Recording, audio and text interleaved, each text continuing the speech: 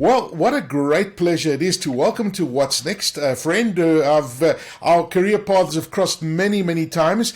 Videsha Proothveerajh, the CEO of LexisNexis South Africa. Videsha, it's so nice to see you again. How are you doing? I am doing great. Thank you, Aki, and thanks for having me. It's wonderful to see you again. No, it's absolutely wonderful to see you too, and I'm looking forward to our chat and your career path, your new career path. And you work for a very interesting company. I mean, LexisNexis has been around for a long time, but your parent company, and I'm wondering how you pronounce it because it's RELX. Is it Relax or RELX? They recently registered their half year results, which showed a 13% revenue growth in H1 and a 16% growth, which is phenomenal. And legal contributed to 4% revenue and 6% profit here. Given our current depressed economy and globally we see what's happening, what is still driving the growth for this type of business? Is fascinating. Yeah, it is a very interesting company. It's pronounced Relix. I wish it was Relax. And it's really quite a large multinational. It's like $63 billion in revenue. And part of Wow. that is it's kind of split into four different companies. So we have a focus on scientific and medical. We've got a legal, which is what I'm part of. We've got risk, and we've got another business that's part of it. So in the legal space where we live at, it's been quite a journey, hasn't it, for the last couple of years, especially like you say, with all the challenges that we've got going on. But and I was saying to you earlier, Aki, I think one of the most one of the strengths that comes from being part of this kind of group of company is that it really is a think global, act local company. So, even as a multinational, we own a local P&L. So we put a lot of investment into understanding local needs and then developing for the local market. So it isn't, a company that has an R&D center somewhere else in the world, and then you're developing for the whole world. So that's been a huge competitive advantage for us, is that we really are collecting the insights locally, and then we're developing for local needs. So there's better chance of success because you're not kind of spreading wide and hoping to hit something. You're being very intimate with your customers. And we really are run like an entrepreneurial shop. So every local CEO owns their own P&L, and we do everything from ideation to customer insights to software development to product development, etc. So you own the entire value chain, and you're able to be a lot more agile as a result, because as market factors change, you're able to easily change something. So I think at the heart of the success has been that entrepreneurial spirit. It has been the drive for innovation, which is always focused on how we add value to our customers. And really, I mean, we have an amazing group of people. So whether you're thinking of Relix or LNLP or just LexisNexis South Africa, I mean, I have over 600 people locally. We have, and everybody says our people are our assets. And I must say, our people are our assets. They really have come to the fore during these economically challenging times, during COVID, etc. So, and also just the IP that exists has been insane. And I'd say the last thing has been such a drive on customer centricity. So being intimate with our customers and having empathy for what they are going through, and also producing solutions that allow, I always say, you want your customers to do what they love to do and take away all the background noise. So that's what we do. We take away the background noise and we empower them to create value for their customers. Well, it certainly sounds like you guys have got your finger on the pulse and understanding exactly what's happening in the market. And of course, I'm hearing the great customer experience, because being intimate with your customers means that you understand your customers. There's empathy. You've got that customer experience, which is so important. And globally, you have a sound business model. I want us to talk about LNSA that you mentioned a second ago, led by yourself, and how you've anchored the business in line with the key focus areas from global. Yeah. So, like I said, we get a lot of guidance and we have the privilege of really getting guidance, knowing best known methods, collecting trends globally. And so we then look at a very local strategy. So, at LexisNexis South Africa, when I took over, I can't believe it's going to be 3 years Wow. in October. Uh, we looked at the business and we said we have five distinctly separate business. How do we merge this into one LexisNexis South Africa to create efficiencies for ourselves, but also to produce more value for our customers and to obviously give more returns from a stakeholder perspective? So we had to merge five business units that ran very autonomously into one. And you can imagine what that meant, just from a culture perspective. We had five cultures, we had five P&Ls, and we now had to. So that was quite a learning curve for myself, because that is something where you have to look at every single aspect of a business. You can't just make a decision like that.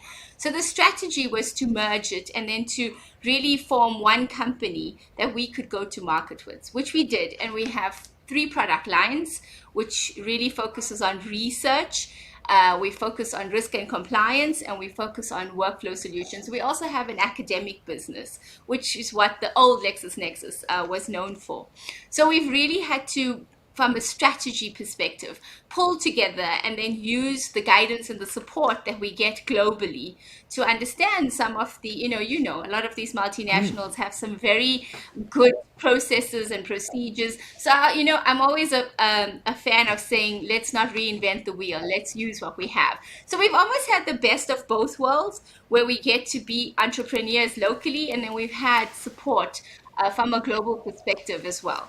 At a Relics level, we have over 10,000 technologists. And for a company like ours, where, we've really evolved from being, we used to be publishers in the olden days, and then we were more legal providers of solutions. And now we're really a legal tech company. So we've had the use of those 10,000 technologists to say to us, this is what we've seen elsewhere in the world. But like I said, the one thing that Relics and LexisNexis places a lot of emphasis on is build locally. So understand your local customer, understand what you're building for them, and test it and make sure they're on that journey with you. And that's been an amazing journey for me. I've always been very customer centric, like but this is like living and breathing, alpha testing, beta testing, getting live feedback, and really being very agile to our customer needs. And that's been quite an amazing experience. And I mean, what a journey. I mean, as you said, I remember the company as a publishing company, and clearly now you're a digital company because your assets are digital, you're talking digital.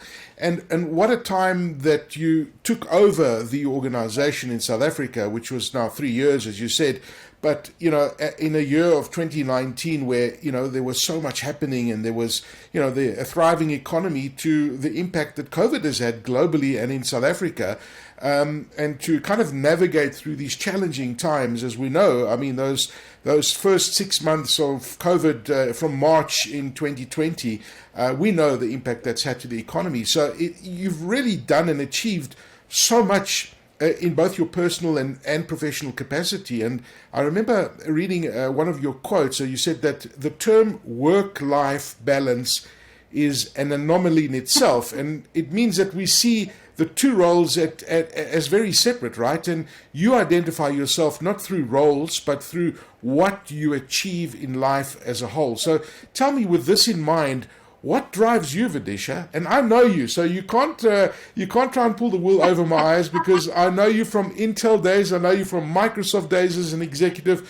So what drives you?